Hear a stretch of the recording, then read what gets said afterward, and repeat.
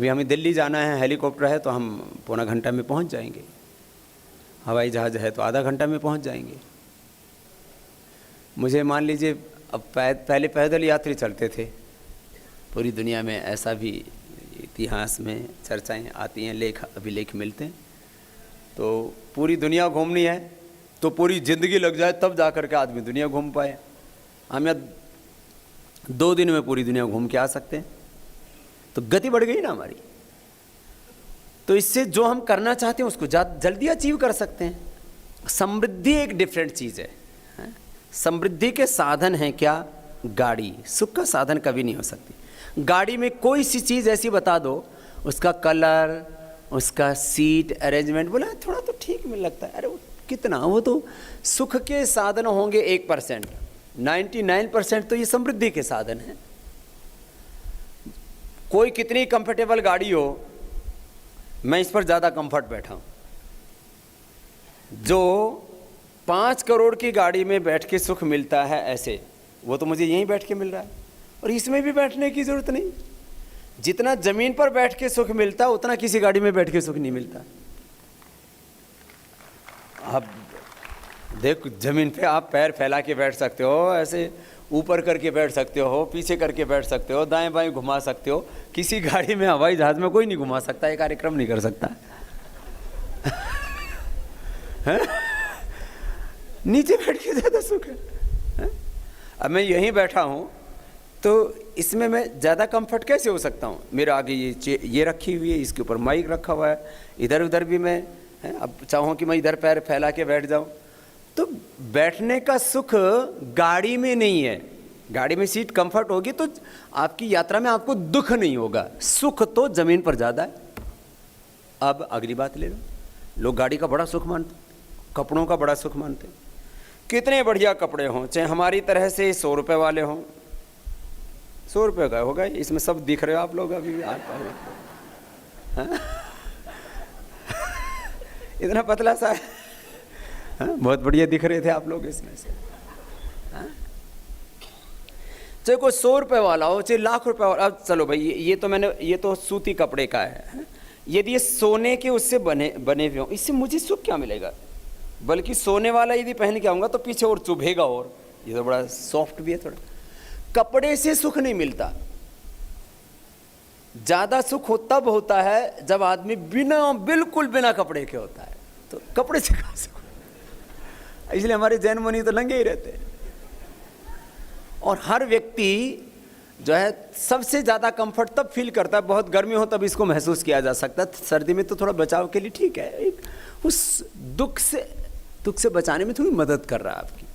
शरीर का सामर्थ्य हो तो तब भी ज़रूरत नहीं है। तो गाड़ी से, साड़ी से, वस्त्रों से सुख कहाँ मिला? मोबाइल से सुख कहाँ मिला? मैं जो काम कर रहा था उसकी स्पीड बढ़ सकती है। आप कहेंगे उसमें कुछ चित्र आदि देख सकते हो, तो वैसे भी देख सकते हैं, आपको कोई विषय नहीं है। मोबाइल, गाड़ी, बंगला, हम उसके अभ्यस्त हो जाते हैं। पहले दिन बंगला थोड़ा अच्छा लगता है, क्या है वो तो सब अभ्यास में आ जाता है दूसरे दिन से। मैंने जिन लोगों के पास में 1000 रुपये का घर है उनको भी देखा है। 1000 रुपये का घर क्या होता है? फूस लिया और ऊपर से जो है 2 दिन के अंदर घर बना लेते हैं, तो उनकी मजदूरी लगाओ 1000 रुपये की होगी। कुछ लोग ऊपर पन्नी लगा लेते हैं, वो 1000 रुपये की पन्नी आ जाती है। और जिनका 1000 करोड़ का घर है उनको भी देखा है, और जिनका 10,000 करोड़ का घर है उनको भी देखा। मैंने तो दोनों की ज़िंदगी में देखा, घर से कोई सुखी दुखी नहीं है। सुखी दुखी तो आदमी का, घर से कुछ संबंध ही नहीं है। फिर हम इन चीज़ों को देख करके कहते हैं ये तो बड़ा आदमी है भाई, बड़ा सुखी है। क्या है? इसके पास बड़ा घर है, इसके पास अपना प्राइवेट जेट है, इसके पास अपना हेलीकॉप्टर है, इसके पास में जो भी नया वर्जन आता है मोबाइल का वो रहता है, इसके पास में घड़ी भी बहुत है जी, 5 करोड़ की घड़ी है। अरे भाई, समय बताने से मतलब है, इसमें कौन सी ऐसी चीज़ है कि जो, तो ये क्या भ्रांतियाँ हमारे मन की। तो जो मैं कह रहा था कि कुछ लोगों के मन में ऐसी भ्रांति होती है जो पाप करने वाले लोग बड़े सुखी हैं, ऐसा शब्द का प्रयोग ही नहीं होना चाहिए। पाप करने वाले लोगों के पास में बड़ी समृद्धि भी देखने को मिलती है, और समृद्धि हिंसक तरीके से भी आ सकती है, अहिंसक तरीके से भी आ सकती है। दुनिया में हाँ एक चीज़ है जहाँ कोई शॉर्टकट नहीं है और गलत तरीके से नहीं आ सकती, और वह है आंतरिक जीवन में शुचिता, आध्यात्मिकता, आंतरिक संतोष। ये अनैतिक तरीके से प्राप्त नहीं किया जा सकता। बाकी चीज़ें अनैतिक तरीके से भी हो सकती है, सत्ता, संपत्ति, सम्मान, संबंध और इंद्रियों का सुख, ये 5 चीज़ें अनैतिक तरीके से भी अर्जित की जा सकती हैं। जीवन की पवित्रता, सच्चरित्रता, सात्विकता, आंतरिक संतोष, ये अनैतिक तरीके से अर्जित नहीं किया जा सकता। यहाँ शॉर्टकट नहीं है, ये अंतर। तो ये भ्रांति अपने को नहीं होनी चाहिए कभी भी। अब ये जो स्थिति है हमारी,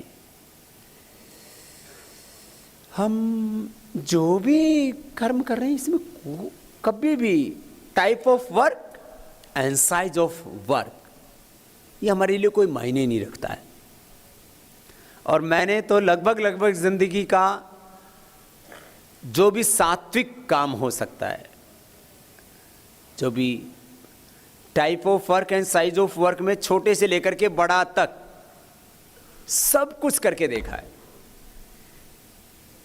दुनिया में 5-7 ही तो बड़े काम होते हैं, खेती, business, services, science, scientific world, research, social work,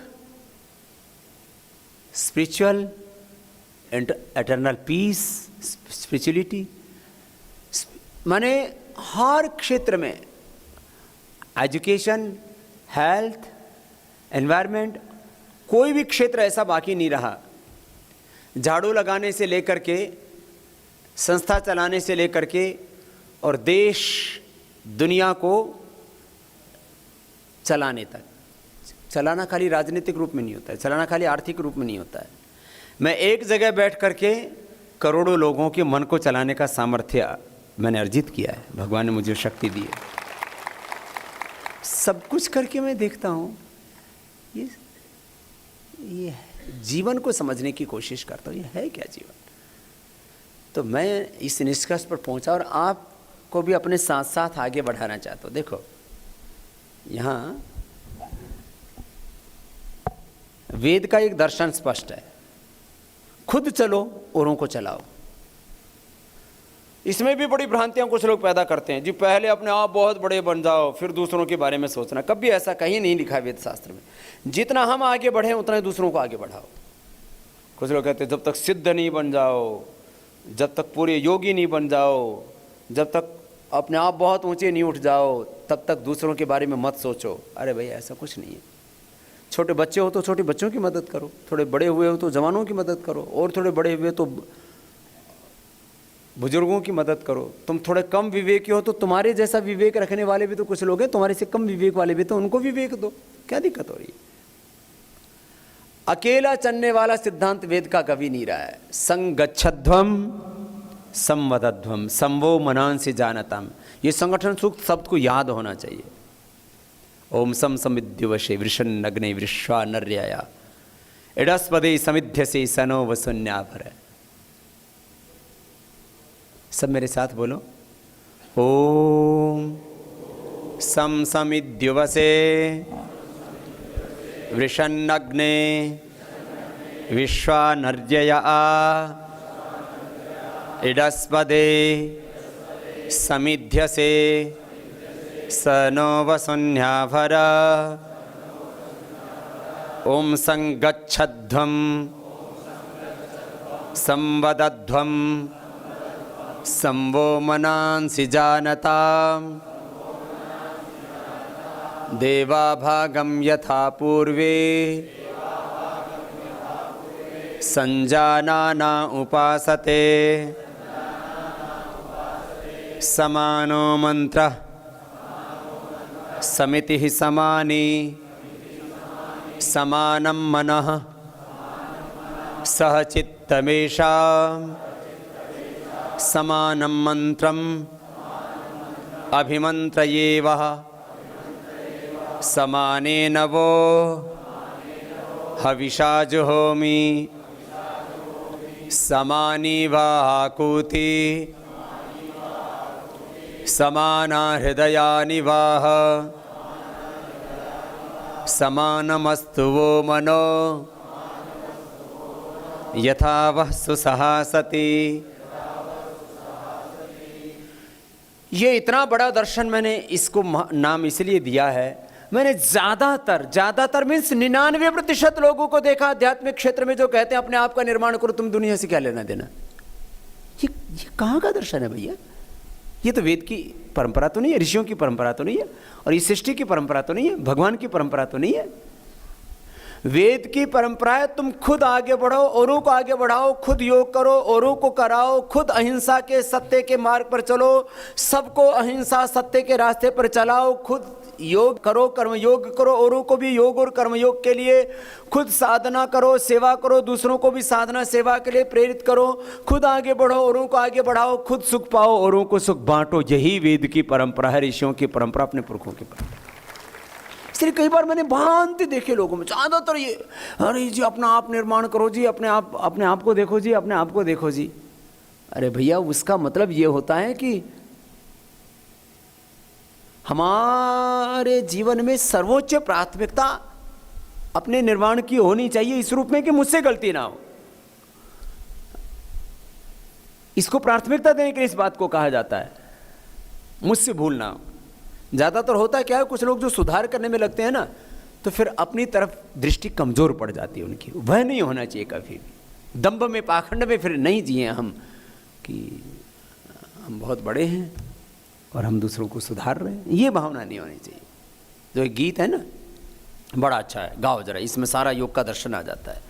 बहुत गड़बड़ी हो रही है। कैसा होना चाहिए योगी? कुछ लोग कहते हैं सफलता वाला व्यक्ति सिद्ध हो ही नहीं सकता, जो सिद्ध हो गया वो जीवन में सफल नहीं हो सकता है। ऐसी मान्यताएं घड़ रखी हैं बहुत, कि जो दुनिया में सक्सेस होगा, कामयाब होगा, वो व्यक्ति समाधि को प्राप्त नहीं कर सकता, और जिसने समाधि को प्राप्त कर लिया वो दुनिया में कामयाब नहीं हो सकता। जो आंतरिक रूप से बहुत विकसित हो चुका है वो बाह्य रूप से विकसित नहीं हो सकता। ऐसी झूठी झूठी मान्यताएं पाल रखी हैं। मैंने बहुत लोगों से बात की, सामान्य लोगों से लेकर के जो अध्यात्म के क्षेत्र में बहुत पुरुषार्थ करे महापुरुष हैं, ऋषि कोटि के महापुरुष हैं। मैंने कहा अभ्युदय निश्रेष की तो साथ साथ उपासना है, एक के पीछे क्यों पड़ते? बोले जी क्या करें, दोनों में काबू नहीं लगता तो एक तरफ हो लेते। जोगी जोग जुगत से करना, जोगी जोग जुगत से कर, निर्भय चारों कूट विचरना, निर्भय चारों कूट विचरना, जोग जुगत से करना, जोगी जोग जुगत से करना, जोगी जोग जुगत से। आप सब योगी हो, और भगवान रामकृष्ण, ऋषि मुनि, जो भी हमारे आदर्श हैं, ऋषि शिकाएं, वीर वीरांगनाएं, वो सबसे पहले योगी हैं, उसके बाद और कुछ हैं। कैसा था उनका जीवन? कार्य वचन निर्मल मन रहना, कार्य वचन निर्मल, संभल संभल पग धरना, संभल संभल पग, सब पर करुणा मुदिता मैत्री, सब पर करुणा मुदिता मैत्री, ब्रह्म विहार विहरना, जोगी जोग जुगत से करना, जोगी जोग जुगत से। कार्य वचन निर्मल मन रहना, मन से, वचन से, कर्म से निर्मल रहना, संभल संभल पग धरना, एक एक क्षण जागरूकता तो पूरी रहनी चाहिए। इससे अच्छा है ना, ये कोई चिंता की बात नहीं है, ये कोई स्ट्रेस वाली बात नहीं है कि जी ये तो हमेशा सावधान रहना पड़ेगा। ये जागरूकता तो हमें बहुत प्रकाश देती है। कुछ कहती जो हमेशा टेंशन, इससे तो आदमी तनाव में आ जाएगा। ना ना, ये तो बहुत सहजता है, सहज रहो ना, इसी को जागरूकता कहा है। सब पर करुणा मुदिता मैत्री, सबका उद्धार हो, सब उठें, सब अनंत की ओर, सत्य की ओर बढ़ें, प्रकाश की ओर बढ़ें। ब्रह्म विहार विहरना, चारों तरफ एक ब्रह्म भाव रहना चाहिए, चारों तरफ हम भगवान में विचरण करना, इतनी दिव्यता होनी चाहिए। बस इसमें एक ही जगह थोड़ी सी दिक्कत आती है, जब आप न्याय वाले पक्ष के ऊपर विचार करते हैं उस समय थोड़ा सा आपको फिर बड़ा हृदय रख करके और कठोर हृदय रख करके करुणा हृदय वाला दोनों तरह का हृदय रखना पड़ता, तब इस काम को कर पाते। आदत आतुर संस्कृति सागर, आदत आतुर पर दुख देख पिघलना, पर दुख देख पिघलना, परहित रमण मरण सब जग हित, परहित रमण मरण सब जग हित, ऐसी साध सुमरना जोगी जोग जुगत करना, जोगी जोग जुगत से करना, अहंकार की तापत मिथ्या, अहंकार की अपन सन्मुख धरना, अपन सन्मुख समदृष्टि दीपक ले कर में, समदृष्टि दीपक ले कर में, जन मन ज्योति भरना, जोगी जुग जुगत से करना, जोगी जुग जुगत से करना, जीव जगत के पाप निगल कर, जीव जगत के पाप तरवत छाया करना, तरवत छाया उमड़ उमड़ कर हृदय गगन में, उमड़ उमड़ हृदय गगन में, धर्म में घबन झरना, जोगी जुग जुगत से करना हो, योगी युग युगत से करना, आत्मज्ञान तन तीरथ रंगित, आत्मज्ञान तन हृदय धार उतरना,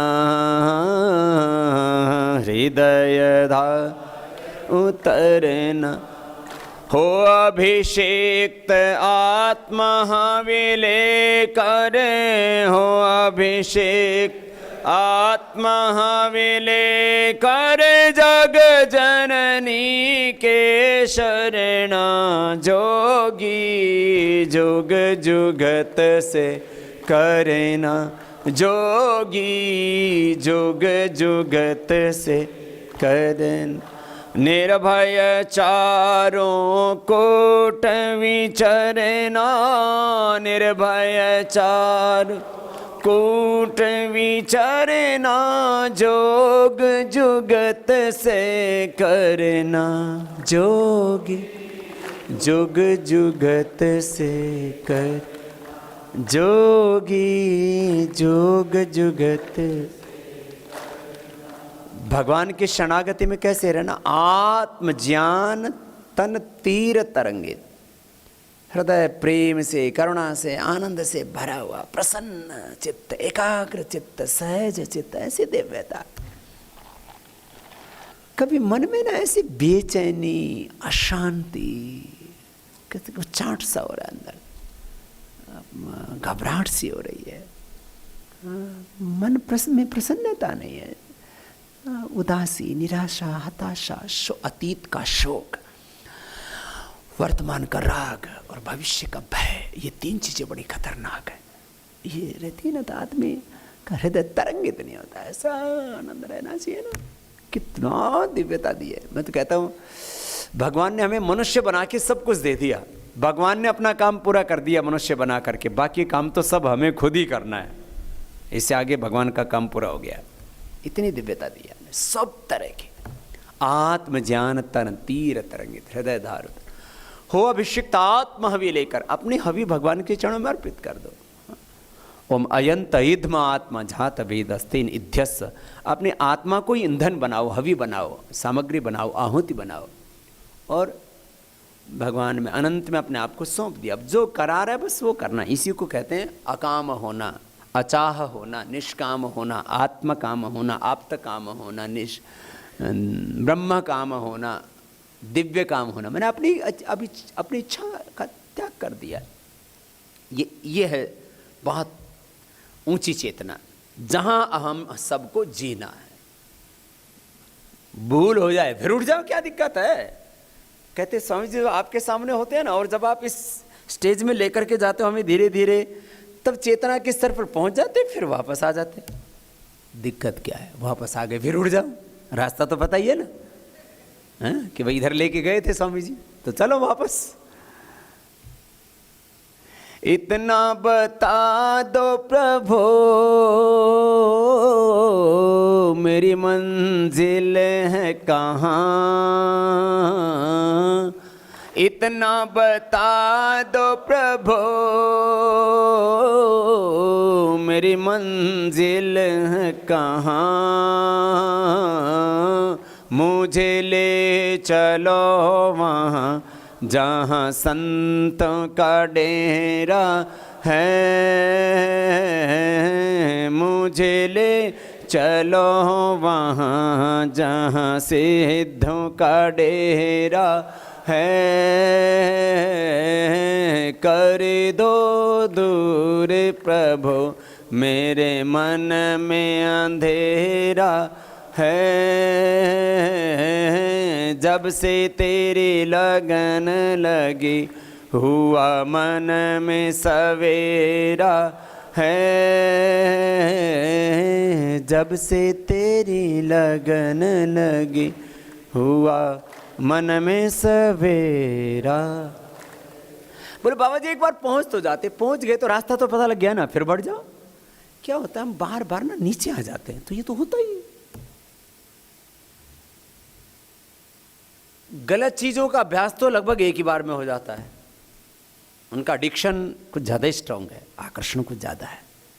सही चीज़ों का अभ्यास थोड़ा बार बार करना पड़ता है।